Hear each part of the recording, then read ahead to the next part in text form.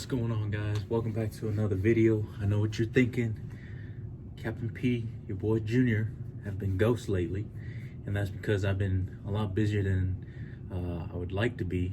But hey, nevertheless, I'm here about to do a video specifically about knots and what you should know before you go to Sapper School. I'd recommend that you go there with the knowledge of knowing how to tie those knots, and then if you can, be able to memorize the purpose and checkpoints for those knots. You know these things before you go to Sapper School, because you don't want to give up that time when you could be studying new information, because there's going to be a fire hose of information that you're going to be receiving when you get to Sapper School. So I'd recommend that you practice your knots and get those checkpoints and purposes down. So what we're going to do with this being the first video, we're going to talk about the basic terminology of knots and ropes.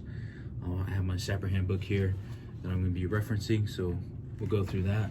But then the subsequent videos that will follow this will just be on that type of knot, and we'll go through the purpose and the checkpoints of those knots. So bear with me, we're going to talk through the basic terms, and once you have these identified, it'll help me be able to talk through the rest of the other knots and the videos to come. So I'll see you guys in a little bit. So let's talk about equipment real quick. When you first get to Sapper School, I believe on day one, you're going to be issued some basic mountaineering kit. I don't have all of it here, but we'll go through some of them. You're going to be issued your 11mm rope, and the lengths differ depending on what they have there at Sapper School, but you can always ask the instructor to cut you the proper length that will fit once you tie your Swissy or something like that. Your 7mm rope or cordage, and the lengths differ as well.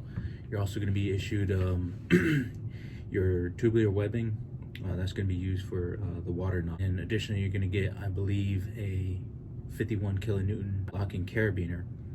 And I got pictures here for you. I don't have it here with me, but those will be the basic equipment that you're issued. Next thing is the basic terminology, all right? So let me go ahead and undo this for you. First term that we're going to go over is a bite. So whenever you hear the word bite, check this out. You got a rope, bend it, that's a bite.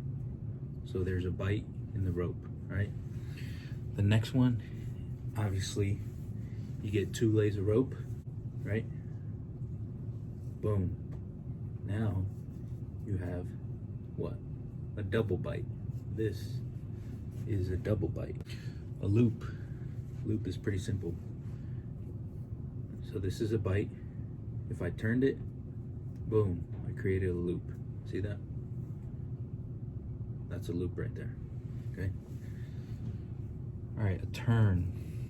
I throw it over, bring it around, and it goes right back up.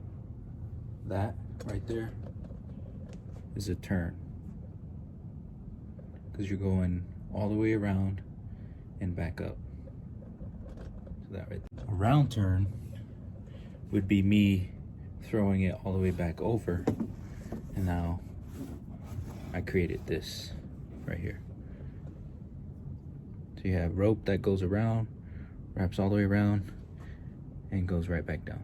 The next thing we're going to talk about is the running end and the standing end. So the running end is the end that I'm going to be tying my knot on. The standing end is the end that I'm not going to be tying anything on. Using the terms running end and standing end kind of helps the person explain to someone how they're tying the knot. So let me just do one for example. Let's go with the square knot. One of the checkpoints for the square knot is the running ends are on opposite ends of the knot and on the same size as the standing end. Just real quick, I tied a square knot here with no safeties, right? See, the running ends, opposite sides of the knot is here in the middle, and then on the same size as the standing end, this is the standing end. It kind of helps you to remember the checkpoints as you're looking at the knot. So that's one of a tip that I can give you guys. Let's talk about pigtails. So another checkpoint for a majority of the knots is minimum of 4-inch pigtail, and that's just when you finish tying a knot with the safety at the end, you got to make sure that the pigtails, which is the the remaining end of the running end is minimum of 4 inches. So I'm good there and good here. So this is what you call your pigtails. You might hear at Sapper School when the Sapper instructor say dress up your knot. It means to kind of make it neat and not have it just kind of loose, or you know, the safety is way out here when you have a safety that can be close. So dressing up the knot means to make it neat and basically cinch it down, make sure it's tight and it looks good. Because rule number 1 of Sapper School is to always look cool. All right, remember that. You're gonna hear it when you get to Sapper School. Rule number 1. That's pretty much the basic terminology that you need in learning all these knots and how to tie it. So make sure you remember these terms, and then start going through those knots. And when we come up with these other videos, and hopefully you can understand what we're talking about. And again, you're gonna get this full block of instructions once you get there. So this is just a way for you to get ahead of the game. All right. One last thing I want to share with you guys is at Sapper School, just remember this, and it'll make more sense once we actually do these videos on the knots. But at Sapper School, they tie their knots from right to left and top to bottom. Okay, remember that. They tie their knots from right to left, top to bottom. And like I said, it's going to make more sense, but I'll reference that note once I actually do a video. That's it, guys. Don't forget to subscribe for more content. Hit the like button if you enjoyed this video, and then comment below on your thoughts about the video, and I will see you guys next time.